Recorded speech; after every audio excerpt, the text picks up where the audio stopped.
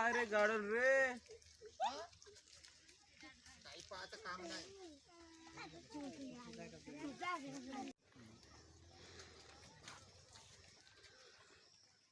मी पडलो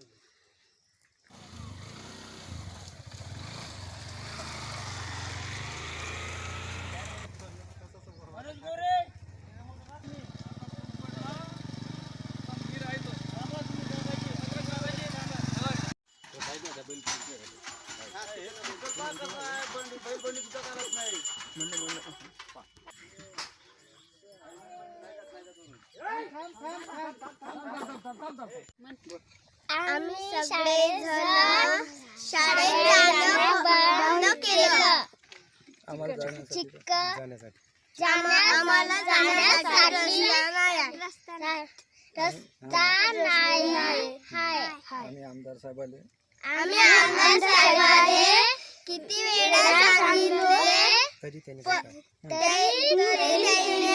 रस्ता करून नाही दिला. म्हणून आम्ही शाळेत जाणं बंद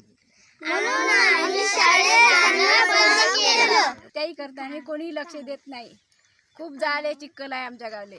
इतकी वेळ झाले सांगू आम्ही जात आपण कोणी काही येत नाही आमच्या गावले.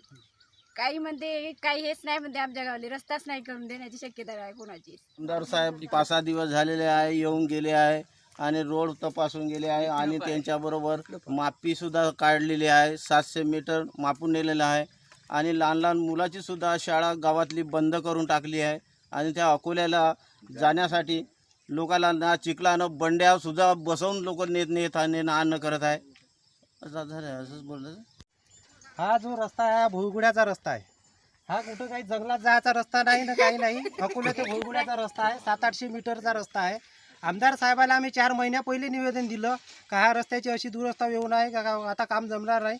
तरी आम्ही लक्ष दिलं. तर आता 8 दिवसा पहिला आमदार साहेब येऊन गेले का 2 दिवसात तुम्हाला काम करून देतो म्हटले.